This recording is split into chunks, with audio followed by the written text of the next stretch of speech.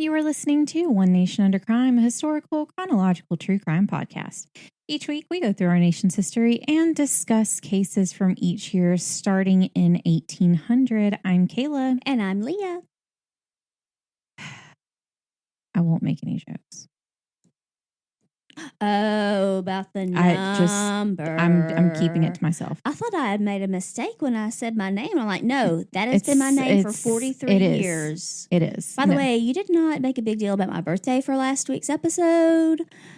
I'm a little sad. Did I? You did not. Did I not? Mm-mm. It was because I gave you a present. I'm wearing my present. Would you like to tell the people about your present that I had custom made for you? I got a fancy, snazzy, slatish blue. I would say, yep, probably slatish blue. Mm-hmm. A little deeper than slate, but we'll say slate blue sweatshirt in a lighter blue thread on the where the pocket would be. It says "Murder is bad." Mm-hmm. Yep. And on the left sleeve, it has ONUC with a heart. Yep. You know, sure One Nation Under Crime. Yep. That's us. That's us. Yep. And Kayla has a matchy one in sand, so we are Twinkies. Yes. So, yes, I made sure I had to special order for Leah's birthday. So she got a special fancy sweatshirt. I did. For her 43rd birthday. 43. Woo-hoo. I'm not an even number anymore. I give it a year. Well, I'm odd. We know that. Ha ha ha ha. Much like our episode number. Yep. Which is? Yep. We are to episode 69 this week. And, you know, I knew this would be a historic episode for a few reasons. One, just no words necessary. I could say a lot right now. But two, again, didn't plan this. But I will say, just wait for our person of interest this week. Wait for it. That's a really good teaser. Oh, so, thanks. Anyway, our sources for this week. We have the New York Times. Fancy. We have encyclopedia.com. For those of you who don't know why I do that, it's from How I Met Your Mother. And she's just weird, guys. It's just part of her. I just realized, I never say why, because in How I Met Your Mother, he says, it's not supposed to be encyclopedia because, anyways, it's supposed to be encyclopedia. And there's this whole episode. Is it Ted that says that? I figured. It's this whole episode where Ted corrects people by saying encyclopedia. So that's why I do that. So yes, it's Ted, of course. So, Sad that I knew that, but yes, I do love the show. And then we have The Affair of the Veiled Murderess, an antebellum scandal and mystery by Jean Winston Adler. And our favorite, Murder by Gaslight. There you go. So we will get on to our people of interest and our births and deaths of this year because, guys, I went a little wild on our person of interest for this week. Woo! It is necessary. It is deserved, most of all. And I was really glad that this week's case was not very long because our person, trust me, guys, trust me, you're going to want to hear about this person. So we are going to get on to our births in 1854. January 9th. This is an interesting one because the person's name changes completely. From one total name to another. They wanted to change their name? I don't know specifics in this, but her name was Jenny Jerome, which, first of all, alliteration. Amazing. I love alliteration. You gotta love it. But she later became Lady Randolph Churchill. Ooh. She was an American-born British socialite, and she was actually the mother of Winston Churchill. So I don't know how you get Jenny Jerome and then Lady Randolph Churchill. I don't know. It was very weird. So anyways, she had 2 totally different names. She was a Capricorn. January 29th, Frederick Baker. He's a physician and civic activist in San Diego, California.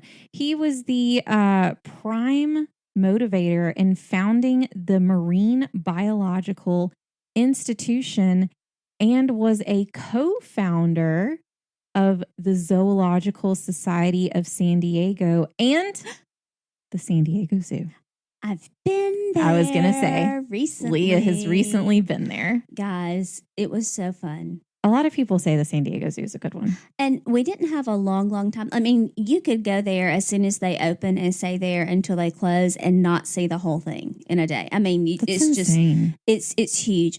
But we had a fun time there. And my nephew, who is not huge on people dressed up in characters, Interesting. like, like mascots and that sort of thing. He's not real big on those. He I will understand. be for the end of October. I understand. Yes, but he's not a big They're fan sketchy. of it. I mean, can't see their faces. No. But whatever. He's not a big fan of those. They had people walking around and you could see the person, but it's like the costumes they have for the Lion King, the Broadway. Yeah. We encountered people dressed with giraffes, and so they had, it was a person, and you could definitely see the person, but they had like the giraffe neck on a, and it was on a stick that they control, but they could make it come down and do things. He was enamored. I mean, absolutely I bet that would be. loved it. I would, yes, as understanding his disdain for that as I do. I can see the fascination there. And I would agree. It was really cool. Because that is very cool. Because the Lion King is really cool in the way that they do that on Broadway. They were very good at creating that. You could see the animal. Yeah. That was really cool. But what he really loved, like there was a male one that, he kind of interacted with a little bit. And then we came up on a girl one, and the girl one was kind of shy because he was acting kind of shy. And then it knocked his daddy's hat off of his head. And he thought that was the funniest thing. I bet he did. So anyway. That's hilarious. Great zoo. Thank you, sir, for founding all Frederick of that. Baker. Thank you, Frederick He's Baker. an Aquarius. Oh, and Dr. Seuss, Theodore Geisel and his wife, they were funded, not born this year. No, but they funded the insect house at the San Diego Zoo. So there you go. Interesting. I was excited when I saw that. I was like, that's Dr. Seuss. Anyway, continue. Interesting. Don't like. I think that's all the knowledge I have. Interesting. Done. February, all of it, period. Done. So February 2nd, we have Emily Elizabeth Holman. She actually went by E.E. Holman for a specific reason. She didn't want to be known as a woman. Because she was one of the first female architects of Pennsylvania. She was an Aquarius.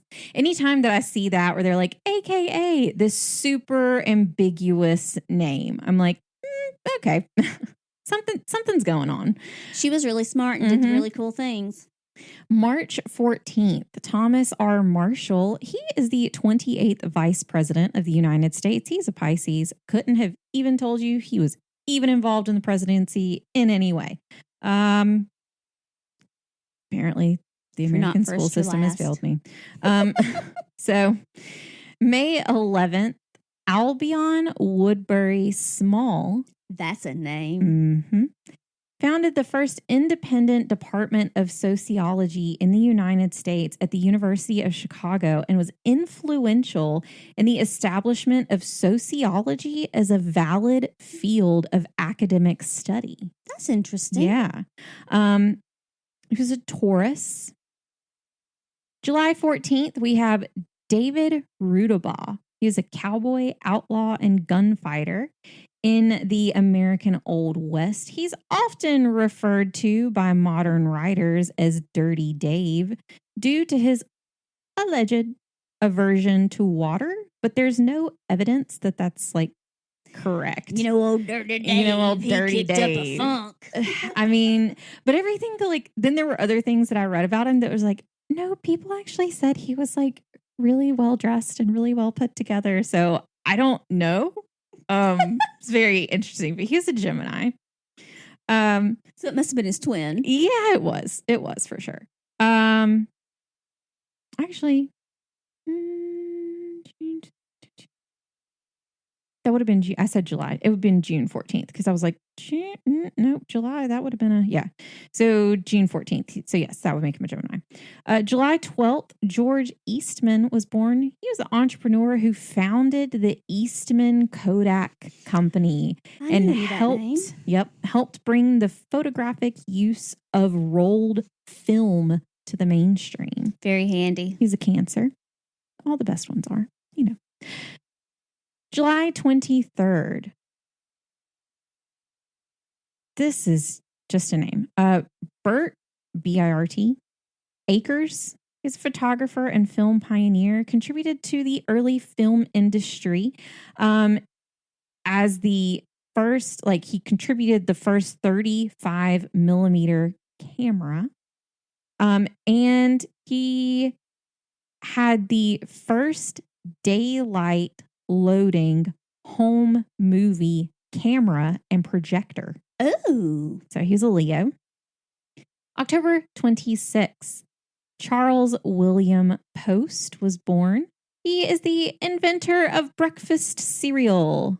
Yum. Of course, had to be Post. There you go. And foods manufacturer and pioneer in the prepared food industry. He is the founder of Post Consumer Brands. He was a Scorpio. December 25th, we have Ida. I kind of like that name, Ida. I think it's cute. She's another first. Ida Elizabeth Dixon. She's a socialite and the first female golf course architect. Oh. It's a very specific area that I was like, I never really put thought to it that golf courses would need architects, but they do. But they do. My boyfriend doesn't listen to our podcast. It's fine. And I will go ahead and insert here. I beat him at putt-putt recently. And I am now undefeated. He is not. I hit a nerve last night when I made a comment about it. And I said something about, it was a commercial that was on TV we were watching football, and it was a commercial where these two kids were playing putt-putt and they were like strategizing in the commercial. And I looked at him and I said, I wonder if they could be your tutor. And he just looked at me and all of a sudden he goes, that is not funny. I just had to tell my whole family yesterday that you beat me at putt-putt and it was humiliating. And I was like, well, Well, then beat me. I mean, you won't have to tell them. It was a lot of, we recently went to Gatlinburg and it was a lot of fun. We played the hillbilly putt-putt where you play down the hill, which if people don't know about that, it's super cool. You get in this tram and it pulls you up the hill and then you play down the hill. It's really, really cool and really interesting. And the way that they kind of do the holes and stuff, it's very fun. And so it was, I beat him. Like a drum. I mean, he was furious. He was like, did he throw his putter? He goes, I never knew you had a secret talent. And I was like, here's what I haven't told you. For the past 2 years, Ellie and I have been coming to Gatlinburg every other weekend, and I have been working on my putting skills. It is today that I can now officially unleash those skills to the world. He just looked at me and he was like, this is not a time for jokes. This is serious. It's putt-putt. I was like, okay. It is serious. I'm seriously kicking your tail. Yeah. So I beat him in putt-putt, and it was a great time had by all. So maybe not by all. By me, yes. Okay. So I have Ida Elizabeth Dixon to thank for being the first female golf course architect and for helping me achieve my dreams of finally beating my boyfriend at least one sport. This is and I told him, I was like, afterwards, I was like, we can do a rematch. And we never got to go to another place because we had just done so many different things. And so somehow it never we're happened. Leaving town. And I was like, well, I guess I'm undefeated. He slammed on the brakes and stared at me. And he's like, do not mess with me right now. And I was like, I'm just saying I'm undefeated apparently. And so, yeah, it was quite hilarious. He's like, I will find a putt-putt place that is good enough for us to go to, and I will beat you again. And I was like, okay, well, a lot of talk for the person who lost the first time, but okay. I mean, I don't see you stopping anywhere. Yeah. So, just saying. She was a Capricorn. Oh, and possibly, I forgot this part. She's the first female golf course architect in the United States, possibly the world, because they can't find another one so far. That's pretty cool. Pretty cool. She's Capricorn. Our deaths in 1854, April 30th. We have Matthew Williams, the first American-born Roman Catholic priest, which is very interesting for the time. So, yeah, he's the first American-born Catholic priest, which is interesting. So that means we probably did talk about him. Well, I don't know. We might have talked about him in one of our early episodes. It's possible. July 31st, people of fans of ONUC will know this name. Samuel Wilson died. He was the meat packer who was the real life basis for Uncle Sam. Well, let's come to this. This week's person of interest is a familiar favorite and a sad one as well. This week, we are pouring one out for someone because on November 9th of 1854, Elizabeth Schuyler Hamilton died at the age of 97. Gone too soon from this world. Eliza. And Peggy. So I put in here Hamilton title theory. So for those of you who do not know, one, lots of Hamilton references will be made in this section. And she was amazing. I will go into it. Not many people could have been married to Alexander Hamilton. And wonderful though he was. To do the things she did, which we will get into. I have so much respect for her. Absolutely. And so there is a theory for those who are not fans of Hamilton, the musical, which how can you not be? It's fine. It's neither here nor there. We're okay if you go ahead and stop, go to Disney Plus, find a friend that has it if you don't. Yes. Watch it. It's not the same as being there. I know. It's not. Watch it and come back. If you're watching it for the first time and not hearing, you haven't heard the music or anything, watch it a second time. Yes. Maybe with subtitles might help. Yes, because it's a lot. I know. Yes. There's a lot of clever things that you will miss if you. Yes. So there is an entire theory, and it took me a while to hear this theory. And once I heard it, it made perfect sense. Like, why is it called Hamilton? And as you go through and as you watch this masterpiece by Lin-Manuel Miranda, who's a genius, you begin. Lynn, we would love to have you on the show. Yes, anytime. You begin to see, the more times you watch it, you begin to see that he is not the only character. No. It's also Eliza's story. And so there's this entire second theory that the reason Lin-Manuel named it Hamilton is because it's not just about Alexander, it's also about Eliza, which I really like that theory, and I really hope that that is true. Well, but I mean, not even that, though. I think that it's also how our nation wouldn't have been the same without Hamilton. Yeah. As well. I mean, how he... Despite everything.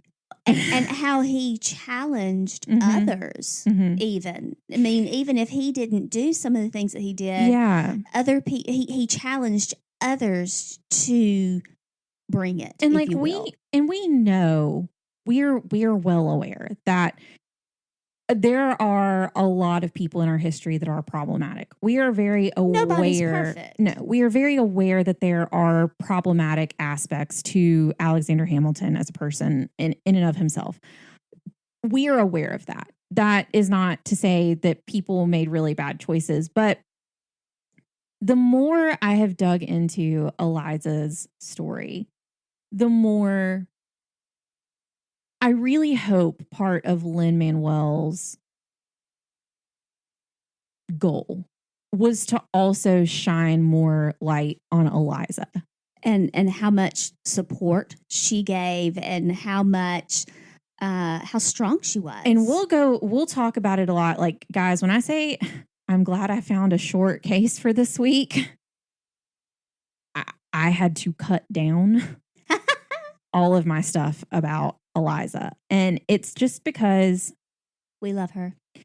There's so many things, and she did so much good that I think, because I think it's a case of, and we said this in in one of the episodes, I was very careful to word that Abigail Fillmore, before I said she was the wife of Millard Fillmore, the first thing that I said about her was that she was a first and second lady, because I prefer, like, in those instances when I can, I prefer to refer to like a woman like as what she did instead of who she was married to. Yes. Because that's more important. And I think that when a lot of people will see the name Eliza Hamilton or Elizabeth Hamilton, a lot of people, the first thing that you will see is wife of Alexander Hamilton. And she was much more than that as a person. And when you know she lived more of her life without him than with him, I think that says so. There's so many things that say so much about her. So we're going to go into Eliza. Elizabeth Schuyler was born on August 9th of 1757, making her a Leo. She was the second daughter born to the Continental Army General Philip Schuyler and Catherine Van Rensselaer. She would go by Eliza and Betsy throughout her life. And we have talked about the Van Rensselaers before in a few episodes. This is the same family. They are of the manor of Rensselaerswyck, and they were one of the richest and most politically influential families in New York at this time. Eliza had 7 siblings who many actually wouldn't know if you just paid attention to the musical. You wouldn't realize like she actually had a lot more siblings than just her sisters. And when in the musical, Angelica says, "My father has no sons," it's not true. Like that's one of, and Lin-Manuel Miranda has said, that's one of the only lines that like wasn't true. And by the time it was fact checked by Ron Chernow, he was like, he couldn't come up with anything else to fit in that line. And so he just was like, I have to let it go. Like, I have to let it go. Yeah. I have to. But she actually had 7 siblings who lived to adulthood. But altogether, there were 14 siblings, including Angelica Schuyler Church and Margarita Peggy Schuyler Van Rensselaer. And I just put, yep, keeping it in the family. Because yes, her mother was a Van Rensselaer. So just interesting stories all around. We talked about that. Peggy. Yeah, we went through an entire family tree that I discussed in a previous episode about that. So yes. Eliza's family was among the wealthy Dutch landowners who had settled around Albany in the mid-1600s, and both her mother and father came from wealthy and like well-known families. Despite the unrest of the French and Indian War, her father served in, and he was like, it was fought kind of near her childhood home. Eliza's childhood was actually spent with her mother learning to read and sew, and they lived kind of a quiet life from everything that I can see. As a child, Eliza went with her father to a meeting of the Six Nations, and there she met Benjamin Franklin, who also stayed with the Schuyler family during his travels. How awesome I know. is that? James McHenry was one of Washington's aides who served alongside Eliza's future husband. And James McHenry said of Eliza, quote, "Hers was a strong character with its depth and warmth, whether of feeling or temper controlled, but glowing underneath, bursting through at times in some empathetic expression." In 1780, Eliza went to stay with her aunt in Morristown, New Jersey. And this is where she met one of General George Washington aide-de-camp's Alexander Hamilton. Eliza had actually met Hamilton 2 years before, when he was at the Schuylers' home for dinner as he was passing through town after doing some negotiating for Washington. So she kind of like, she'd already seen him. Like, she'd already checked out some things and been like, oh, okay, I see you. And at this time, she was probably 15 at that point when she saw him for the first time. So when they saw each other again in Morristown, New Jersey, it was kind of like, oh, he's grown up. And he was like, oh, she grown up. Yeah. So that's kind of like what was going on. So it wasn't kind of this thing where they just met and immediately, like, they had already been acquainted somewhat. And with her father being in the war and everything, like, she knew who he was. This was not just and he knew who she was. Yeah. This was not a lot of people, when they listen to the musical, will assume that it was kind of like a love at first sight thing. And that's not what it was at all. At the same time of their reacquaintance, Eliza met Martha Washington, and the two ended up having a lifelong friendship. Martha later said of Eliza, quote, "She was always my idea of a true woman." What a compliment. I know. There is one story regarding Alexander and Eliza's meeting that night that says that Alexander was so excited after seeing Eliza that he forgot the password to enter Army headquarters. He was so bumfuzzled. Yeah. Like, I don't remember. Just let me guys. You know. Oh my God, Lin-Manuel Miranda. Yes, that one. The hair. I get it. Yes. I don't have the green coat yet. No, I don't. Let me in. Like, we're not playing games here. Let me in.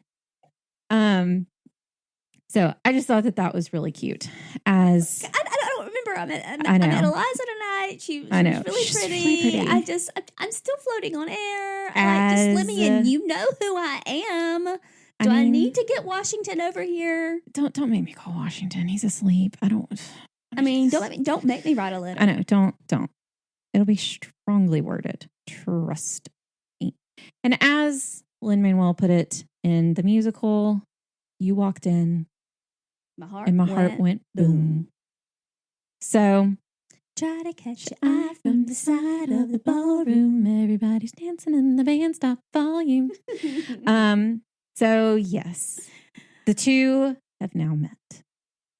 And the relationship between Eliza and Hamilton quickly grew even after he left Morristown for a short mission to negotiate a prisoner exchange.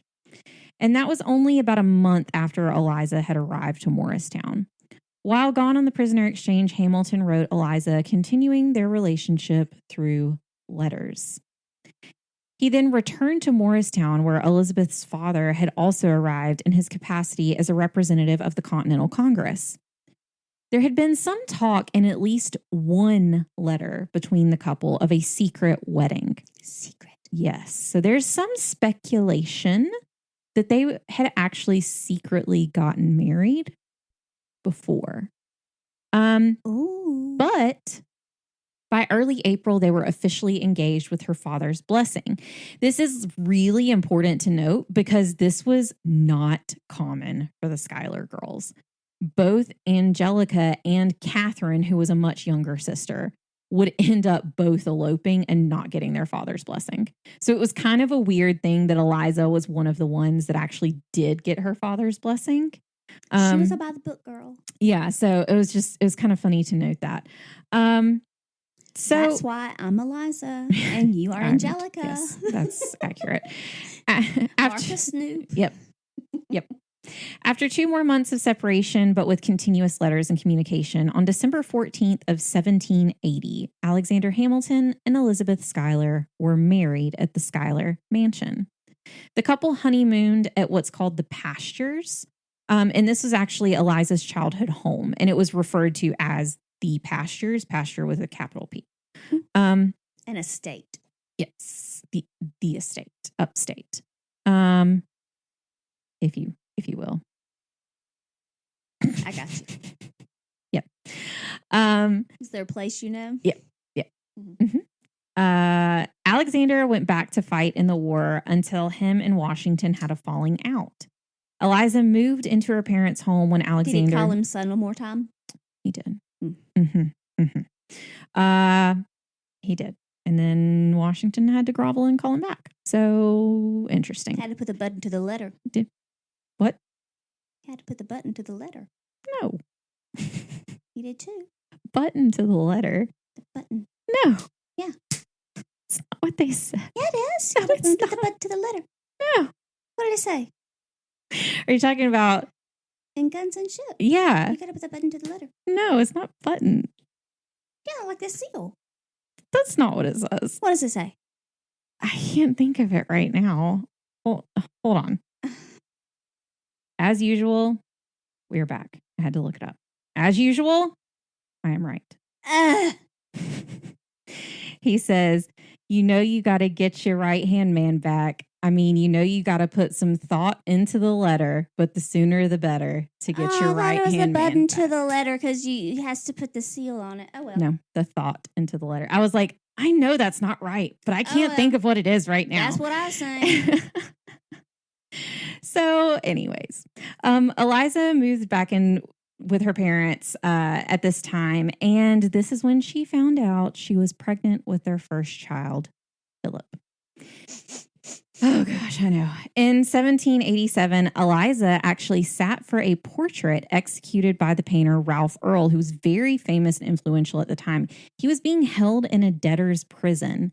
And Alexander had heard of Earl's kind of like state at that moment and asked if Eliza would be willing to sit for him so that they could pay him and he could buy his way out of the prison, which he actually did use the money and was able to get out of prison at that time. Cool.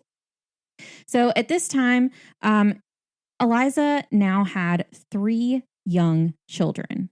Her third, which was Alexander, was born on May of 1786. And she actually might have been pregnant at this time with her 4th child. Ooh. I couldn't find out, but that's James Alexander would be their 4th.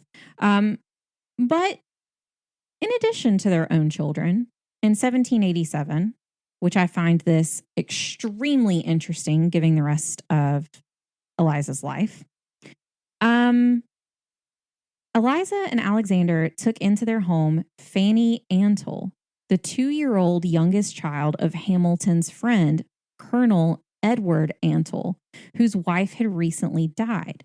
In October of that year, Angelica Schuyler, wrote to Alexander, quote, "All the graces you have been pleased to adorn me with fade before the generous and benevolent action of my sister in taking in the orphan Antle under her protection." So it is confirmed that this did occur. Very sweet. Yes. 2 years later, Colonel Antle died in Canada. And Fanny, the child, who at this time would have been 4, continued to live with the Hamiltons for another 8 years until an older sister got married and she was able to take Fanny into her home so that she could live like with her family again. Wow. Later, James Hamilton, one of the Hamilton's children, would write that Fanny, quote, was educated and treated in all respects as the Hamiltons' own daughter. It's like she was not any different. They gave her all the same education, everything. One of the kids. Yeah, she was I mean, when you've got 10 already, what's one more? Well, at this time, they would have had 4. Yes. 3. And then the 4th one was about to be born. And then, so she would have been the 5th. Fanny would have been the 5th brought into the house. But still, like, you had, like, I get it. You have a lot of money. So, like, you have it to spare. But that was just kind of interesting. Not everybody at the time. would do that. Today, not a lot of people even do that. So, well, today there's so much red tape and it's legal just stuff. It's just insane. Eliza also continued to aid Alexander through his political career. She served as an intermediary between him and his publisher when he was writing the Federalist Papers. Hamilton wrote the other 51. I was waiting on that. I mean, she copied out portions of his defense of the Bank of the United States, and she also sat up with him all night so that he could read Washington's farewell address out loud to her as he wrote it. Such a good farewell address. Such a good one, yes. In 1797, an affair came to light that had taken place 6 years earlier between Hamilton and one Mariah Reynolds. Dun, dun, dun, dun, dun, dun. Yes. Why is Peggy wearing a red dress? Yeah. So for those who don't know, I showed my daughter Hamilton the musical, and if you are not aware, at the intermission when we're going to Act 2, a lot of the actors from Act 1, they change characters, and there's something about them, not just clothing wise, but like their hair or something about them changes to where if you're not paying attention, you wouldn't know it's the same actor or not actress. Necessarily, yeah. Yeah, like some of them you can, but like everybody knows Daveed Diggs. So like you know him, but if you're not really paying attention, you may miss that somebody is the same character. So I showed my daughter Hamilton. And as we're watching it and this song starts, she looks up at the TV and she goes, "Why is Peggy wearing a red dress?" And I was like, "It's not Peggy." I had to like explain the whole and she goes, "I like the yellow one better." I was like, "Okay, honey. Thank you." We like her better in the yellow one too. She ain't gonna mess up her you know, so yeah, that was interesting. Eliza initially didn't believe that Hamilton could have done this, but then Hamilton published a pamphlet.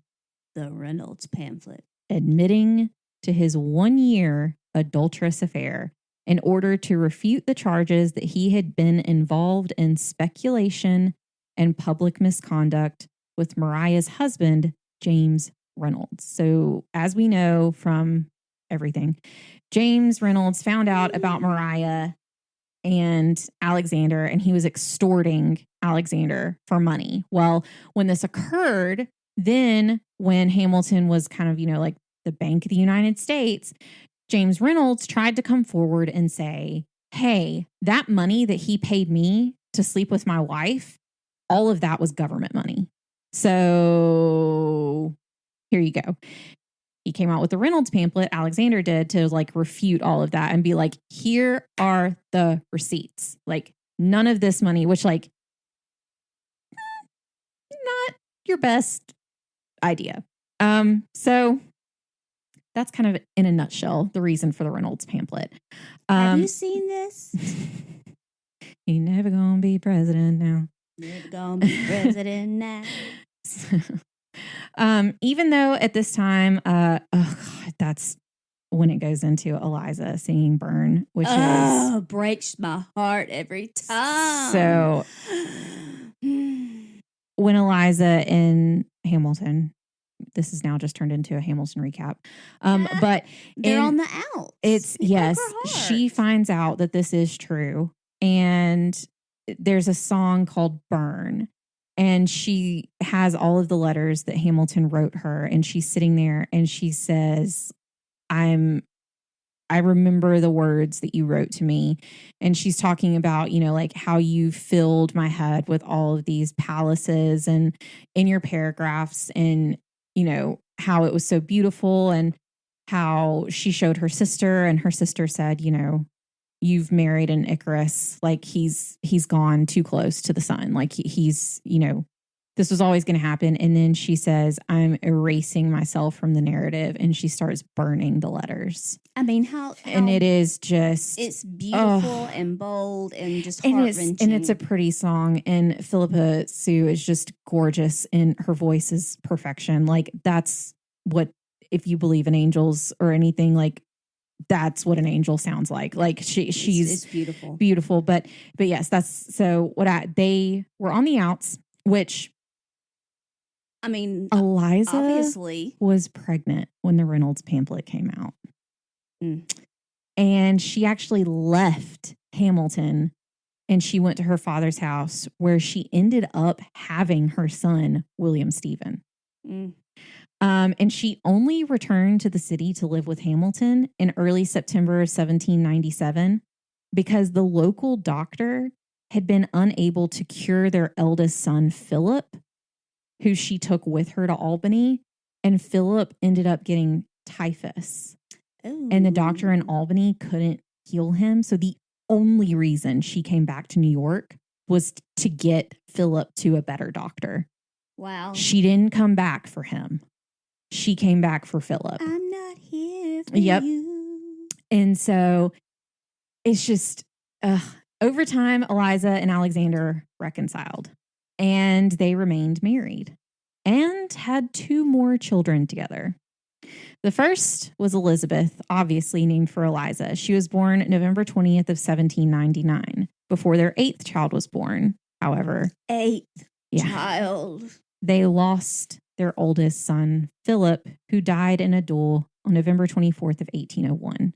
After being shot on the dueling fields, Philip was brought to Angelica and John Church's house, where he died with both of his parents next to him. Their last born, who was actually born the next June, so she was like newly pregnant with this child, and he was named Philip in his honor. So yes, and I talked about it in an earlier episode. There are 2 Philips. So there's Phil, who's the youngest. That's what they usually call him.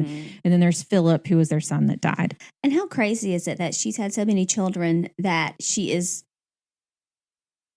gives birth to a child who is born after her oldest died. An oldest is old enough to be in college and have been in a duel. I mean, woof. Yeah. And so like a minimum at this time of 16 years. Yeah. So, which yes, is that's a lot. That's a lot. So, let's see. During this time, Alexander had commissioned John McComb Jr. to construct the Hamilton family home, which we talked about in episode 1.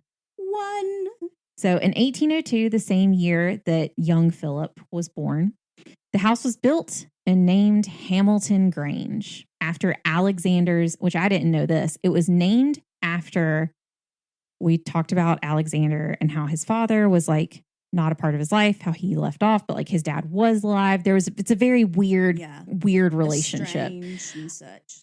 Hamilton Grange was named after Alexander's father's home in Scotland, which is just like, what? Okay. So Eliza and Alexander continued to live there in their new home. And it's like they apparently had like a very loving relationship. They were very like still very much in love with one another. And there were letters written between them at the time that like you can see how that was. It was beautiful. Eliza and her husband would not get to enjoy their newly built home together for long. Because 2 years later, in July of 1804, Alexander Hamilton became involved in a similar, like they call it an affair of honor, which is what it is, which led to his infamous duel with Aaron Burr and his death. Burr shot first. I will never secede that he did not. Anyway, before the duel, I'm sorry, I had to put this in here. Don't cry. Before the duel, he wrote Eliza 2 letters telling her, quote, "The consolations of my religion, my beloved, can alone support you, and these you have the right to enjoy. Fly to the bosom of your God and be comforted. With my last idea, I shall cherish the sweet hope of meeting you in a better world. Adieu, best wives and best of women. Embrace all my darling children for me." Ugh.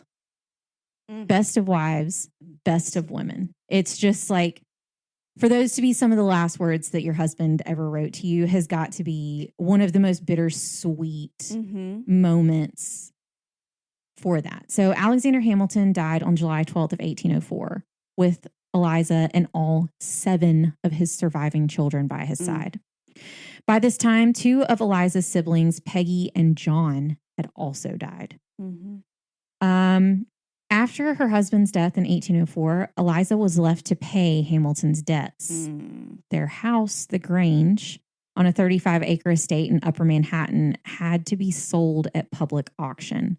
However, she was able to later repurchase it from the Hamiltons' executors, who had decided that Eliza could not be publicly dispossessed out of her home and purchased it themselves to sell back to her at half the price. Oh, that's awesome. Yeah. So in 1806, 2 years after her husband's death, she, along with several other women, founded the Orphan Asylum Society. Eliza was appointed the second directress or vice president. In 1821, she was named the first directress and served for 27 years in this role. In those roles, she raised funds, collected needed goods, and oversaw the care and education of over 700 children. Wow. Which makes you think that them taking in Fanny Antle was probably the first, started that. So something in her heart. That was why I put that in there, because that has to have some kind of connection, in my opinion. By the time she left, she had been with the organization continuously since its founding, a total of 42 years. Wow. In November of 1833, at the age of 76, Eliza resold the Grange for $25,000.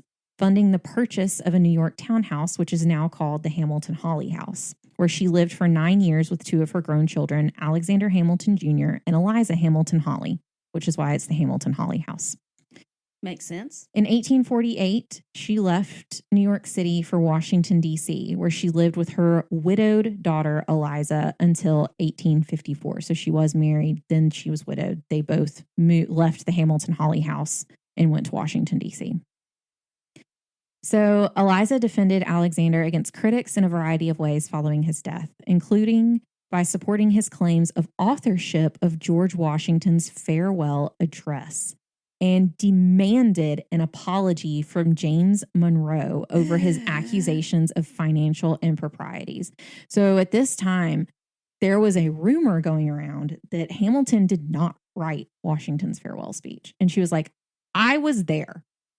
I did not get sleep for nights. Yes. I am aware he wrote this. So fight me. Eliza wanted a full official apology from Monroe, which he would not give until they met in person to talk about Alexander shortly before Monroe's passing. Ooh. Elizabeth Hamilton petitioned Congress to publish her husband's writings in 1846. She reorganized all of Alexander's letters, papers, and writings with the help of her son, John Church Hamilton, and preserved through many setbacks in getting his biography published. With Eliza's help, John Hamilton, her son, would go on to publish the history of the Republic of the United States of America as traced in the writings of Alexander Hamilton and his contemporaries. This book would set the bar for future biographies of Alexander Hamilton. That's awesome. She was so devoted to Alexander's writings that she wore a small, they said package, so I don't know if it was a locket or what it was. Mm-hmm. But she wore a small package around her neck containing the pieces of a sonnet that Alexander wrote for her during the early days of their courtship. Aww. She wore it until she died. Aww. In June of 1848, when Eliza was in her 90s, she made an effort for Congress to buy and publish her late husband's works. In August, her request was granted, and the Congress bought and published Alexander's works, adding them to the Library of Congress and helping future historians of Hamilton view his works even today. Along with getting Alexander's works stored, while Hamilton was in her 90s, she remained dedicated to charity work. After moving to Washington, D.C., she helped Dolly Madison and Louisa Adams raise money to build the Washington Monument. Yep.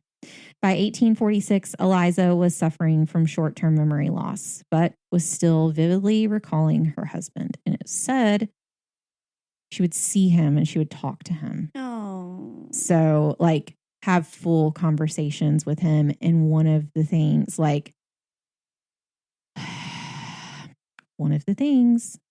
that she would say to him is, when he told her, I shall cherish the sweet hope of meeting you in a better world. One of the things she would say to him when she was kind of in her state of not remembering things is she would say, I'm coming to a better world. So, I can't. It's just so sweet. So Eliza died in Washington, D.C. on November 9th of 1854 at the age of 97. Wow. She had outlived her husband by 50 years and had outlived all but one of her siblings, which was Catherine. And the only reason she outlived Catherine is because she was 24 years younger than her. Elizabeth Schuyler Hamilton was buried near her husband in the graveyard of Trinity Church in New York City. We have both seen that. We have both been there. Yes. Not together. No. Eliza is buried by her husband. Angelica is buried right beside that. And then not far from there, Philip is also buried, the oldest Philip. And we talked about it. He had an unmarked grave. We talked about it in the Manhattan Burial Crisis episode that he had an unmarked grave for a long time. So, like I said, thank goodness we have a short case this week because we are getting into it now. May 22nd of 1854, Henrietta Robinson stood trial in Troy, New York for the murder of 2 people. During the trial, she sat with her face covered with a dark blue veil, earning her the name, the Veiled Murderess. I mean, yeah, it's kind of mysterious. She remains that way. So since we talked about Queen Eliza this week, R.I.P. Queen Elizabeth. You said Eliza. I know, but okay. We did talk about Queen Eliza, but I was just saying R.I.P. Queen Elizabeth. Gotcha. So, yes. Who was on Leah's birthday. I know. Oh my gosh. So guys, I know. That was so not the birthday present I wanted. It was not. So sad. Can I tell them the text that you sent me? Yes. She goes, so the Queen died. Philip and Camilla were not what I wanted for my birthday. Charles. Oh, Charles. And you don't even know. No, I'm not. So Charles and Camilla are not what I wanted for my birthday. I was like, I've been talking about Philip for the past 50 minutes. So. I said, where do I go to get an exchange? Yes. So, yes. So since we talked about Eliza this week, we are not going to go into the history of Troy, New York, or this episode would be 2 hours long. So, the case involving Henrietta Robinson is one that is shrouded with a lot of mystery. The Veiled Murderess. Yes. Her name might not even be Henrietta Robinson. I know a lady named Henrietta. That's an interesting name. She's an interesting lady. So, she was well known in Troy, and she was described this way. Quote, at first glance, a beautiful, refined young woman of means. But those who had close encounters with her know Henrietta to be wild and unpredictable with an unfounded fear of persecution. She was known to carry a revolver with her around town, and she was quick to show it to anyone who hurled an insult at her. In 1855, biographer David Wilson wrote this about Henrietta.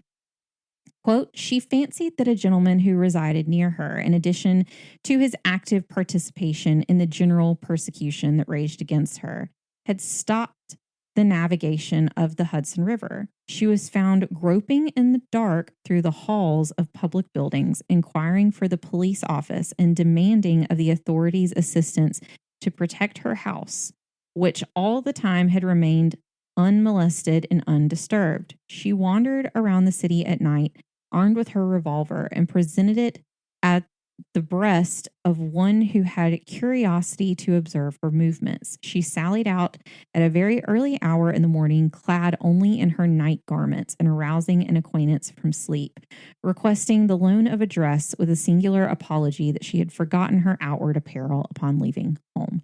So basically, kind of to sum that up, because what they were saying is this is like a few different instances where like she would go to the police and say that they needed to come and watch her house because her house was like being ransacked, but then the police would get there and the house hadn't been ransacked.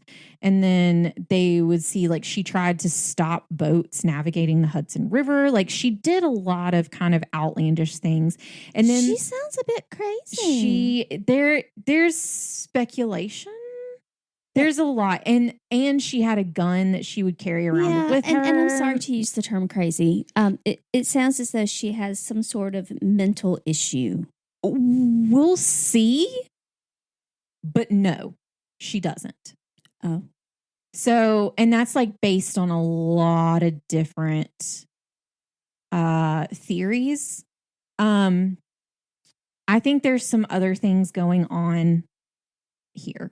I think she might have been eccentric, but not attention seeking. Yes. Okay. Very much so. And we'll get into that in a second. As I said before, Henrietta was secretive. It's unknown if that was her actual name. And when she was asked about herself, the stories were as spectacular as anyone would imagine. And they would often contradict one another. Oh, no. She told She a liar. Yeah. She told some people that her father was a lord who threw her out. She once said that she was the daughter of a poor Irishman from Vermont. And then sometimes she spun a story similar to Cinderella, with her being the titular character. Oh. Regardless of what story she told, it always ended with there being a conspiracy against her, and she was hiding from her enemies. By 1853, Henrietta was living in a quaint cottage with an elderly gardener and a servant girl. The cottage was adjacent to the general store in town, which was owned by Timothy Lanigan. Also really like that name because every other letter is an A, so it's fun to say. Oh. The store was run by the Lanigan family, and they lived in an apartment that was connected to the business. This wasn't your typical general store that we might think of today. Not only did the store sell alcohol, but it was the meeting place for everyone nearby to dance and party, as there was also a bar in the store. So it was kind of like... It was the place to be. It was a general store. It was a bar. It was a restaurant. It was all these different It was the things. meeting place. Yeah, like everybody would kind of go there. It was for everything but church and school. Yeah, pretty much. Which, I mean, I don't know. It depends on what kind of church you want. So... And you did get an education of some sort there. You know? Had to be some kind. So really, really sure one-stop shop if you really think about it. It wasn't uncommon for Henrietta to send her workers over to fetch some groceries for her, and it wasn't long until that list included beer and brandy. According to some, it was enough to keep Henrietta in a state of drunken disillusion. There were times that Henrietta would go out to the Lanigan store and drink with the other patrons in the bar. Inevitably, at some point, a joke or an insult would be said at her that set off a spark, and Henrietta's revolver would come out, which of course would lead her to being kicked out of the bar. Yeah. I mean, what do you expect? Put that away? You know. On the morning of May 25th, 1853, Henrietta sent her servant to the Lanigan store to purchase a quart of beer. Just 2 hours later, Henrietta made her way over to the bar, and after a few drinks, she and another customer started arguing. Miss Lanigan, which we won't ever get her first name.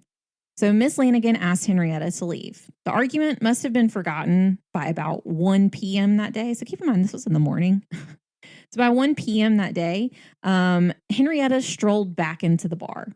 She saw the Lanigans having lunch with their sister-in-law, Catherine Luby, who was staying with the Lanigans at this time. Luby. Here we go, Luby Lou. It's Here we go, Luby Live. Lubee. Cute. They invited Henrietta to join them, and the group enjoyed a nice... Did I say that? Yep. Mm-hmm. To join them. I thought I said, they invited Henrietta to enjoy them. Nope. Nope. This is not the Donner episode. And the group... And the group enjoyed a nice meal together. Once it was over, Henrietta offered to buy a round of beer on her since they were so kind to invite her to have dinner. Miss Lanigan declined, but Timothy and Catherine accepted, and Timothy left the table to fetch some beer. Henrietta asked if he could bring back some sugar because it would make the beer taste better. He obliged. Timothy didn't bring enough back to the table to fill their glasses, so he opted to go get some more. By the time he came back, he saw that Henrietta had added sugar to their cups, but she decided she should probably get home and left the store. Just a few hours later, both Catherine and Timothy fell gravely ill. It was later surmised they had been poisoned with arsenic. Oh, no. In this case, it was pretty clear who the culprit was, and Miss Lanigan told the authorities immediately. A nearby pharmacist confirmed that he had recently sold arsenic to Henrietta, and arsenic was also found in Henrietta's home.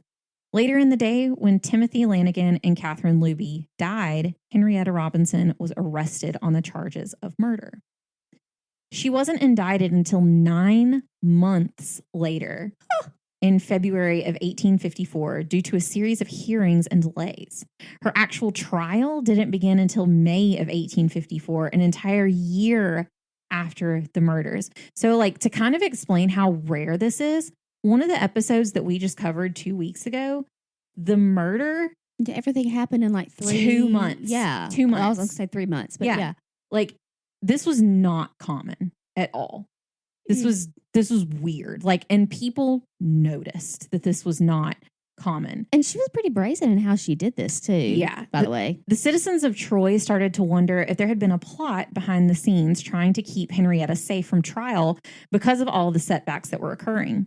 In July of 1854, Henrietta attempted to die by suicide by drinking vitriol, which is sulfuric acid. Oh. Yeah. The mysteries piled up because no one knew how Henrietta could have obtained the poison in prison. And with more mystery came more speculation from the town that someone or some group would rather her die in prison than be involved in a public hearing. Henrietta became a nationwide sensation. Stories about her started to pop up all around the United States and in Canada. Most of them claimed to be able to identify her true identity, but nothing was ever proven. One said that she was actually a Miss Campbell who kept a drinking house in the suburbs of Quebec and had run away with a cab driver. A Troy paper claimed that she was the daughter of a Dr. Robinson of Montreal who had died 9 years before in a lunatic asylum. A newspaper in Albany claimed that she was the daughter of an Irish gentleman of rank who had been disinherited for marrying the son of her father's steward. So she had been disinherited for marrying him. The most interesting story of Miss Robinson's history began as a rumor circulating in Troy. Someone who had attended the Troy Female Seminary identified her as a classmate named Emma Wood, the daughter of William F. Wood, a prominent citizen of Quebec. When the story was printed by the Troy Times, Mr. Wood sued the paper for libel. The Troy Daily Whig received a card from the Wood family categorically denying that Henrietta Robinson was their daughter, though 4 of Mr. Wood's 5 daughters had attended the Troy Female Academy. All had since married and were living in England, Ireland, and Scotland. We finally make it to the trial on May 22nd of 1854. Henrietta had a pretty extensive law team on her side, and they were prepared to use her history of erratic behavior and the fact that there wasn't a motive to prove that she was innocent by reason of insanity, which, if we'll remember, was the Monotone trial that occurred in the UK.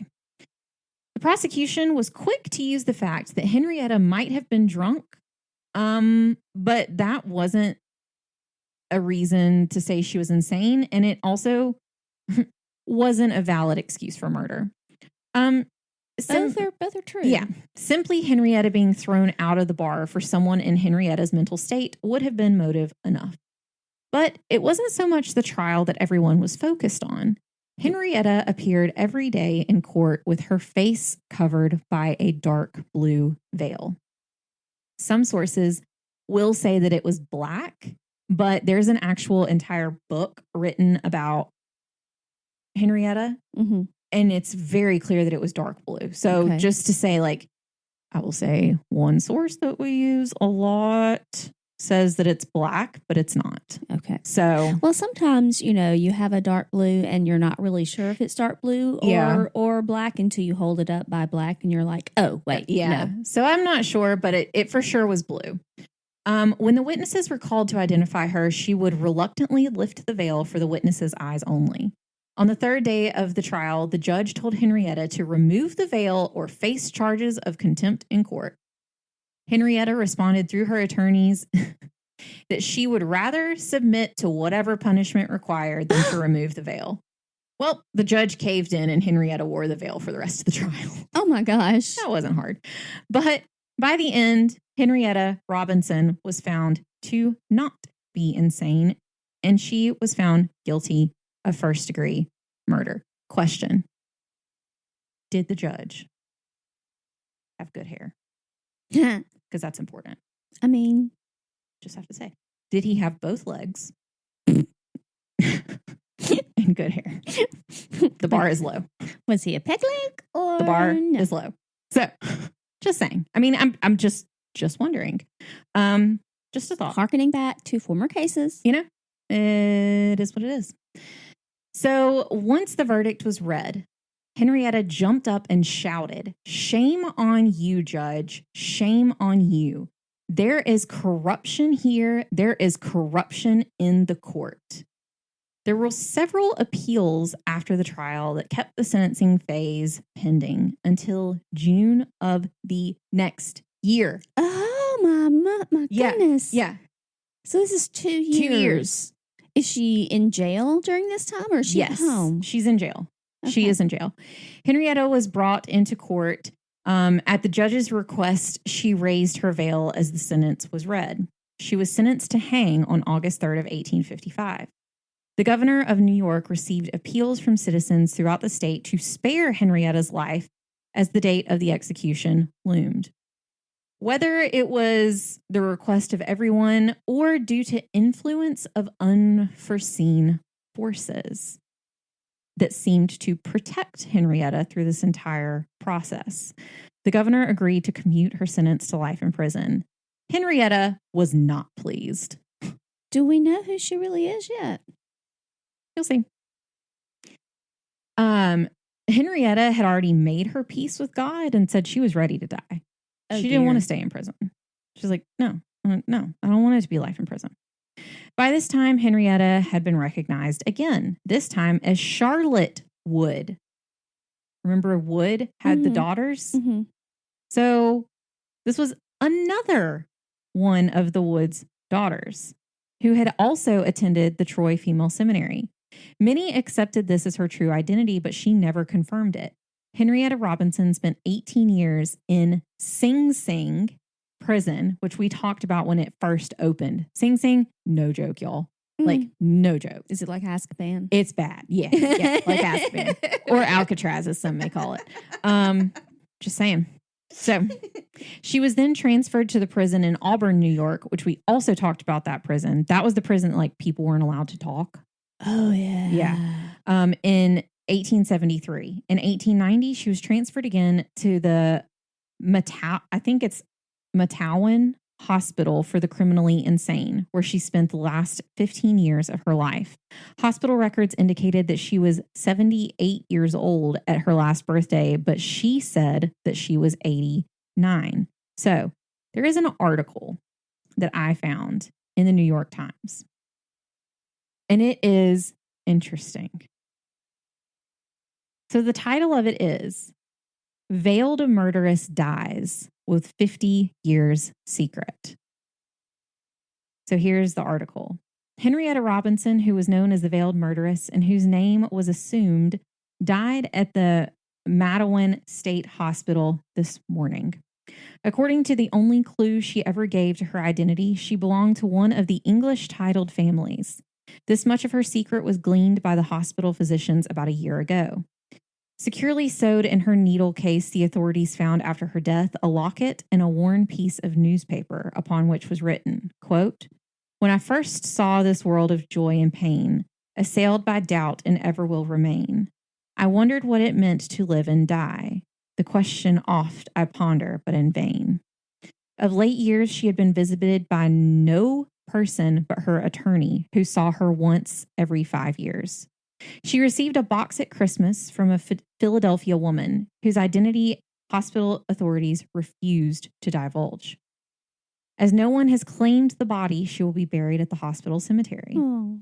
When it was apparent she was going to die, she was urged to reveal her identity, but refused.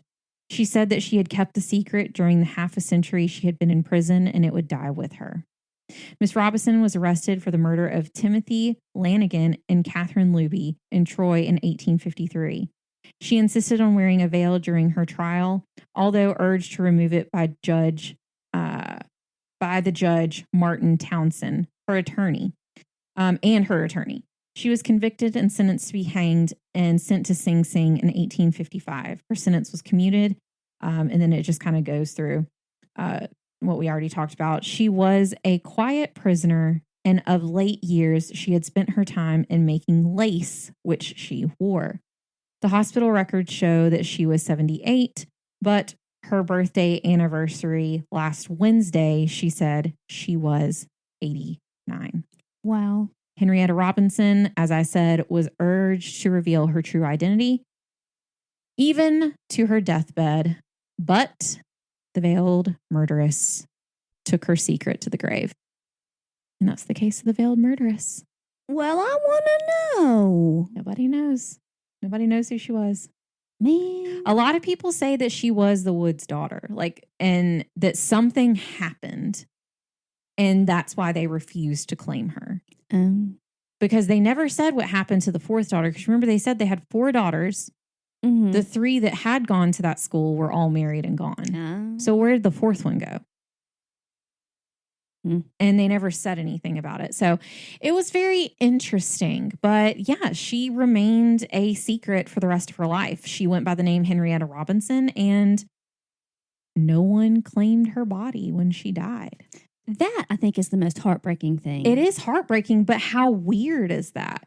Like, even after she died, which I mean, I guess anybody who would have known her would be dead. Yeah. By that time, because she'd been in there for 50 years. But I mean, I think that's one of the saddest things. Nobody mourned you when you died. That's so sad. Yeah. And she, till her last day, she never told anyone who she was. And that's why it's like such a big, there's like a whole book written about her and things like that, because people were like, who was she? Yeah. Nobody knew. Nobody could figure it out. And then for her trial and everything to be pushed back so many times and for it to take 2 years. Yeah, something was going on. Yeah. And they were like, how did she get sulfuric acid in prison? Yeah. Like, that's not something you easily acquire. Yeah. I mean, it was just very odd. And just the stories around her continued to grow. And it was just very interesting. So we have a website where you can find any and all ONUNC and for ONUNC? No, ONUC. You put an extra word, an extra letter. Yep. ONUC information you're looking for. ONUNC and IUN. I mean, it was just, I just kept going. It's One Nation Under Crime. Guys, please go leave us a 5-star review on Apple Podcasts. 5 stars. 5 stars only. I mean, my birthday's already passed, but I'll take a belated birthday present. I celebrate the whole month. Well, the whole month. Just saying, guys, just do that. It'd be great. We do have a Patreon if you would like to help with the cost of making and hosting the show. We would greatly appreciate it. It's patreon.com/One Nation Under Crime. Thank you guys for listening to this week's special episode with Eliza. Who we love. Gosh, love her. So we will see you here, same time, different crime, next week. And remember, there isn't always liberty and justice for all. Especially if you don't tell people who you are. Yeah, if you have no identity. You get no justice. I guess you do somehow. Well, you got to be honest. And murder is bad. Goodbye. Bye.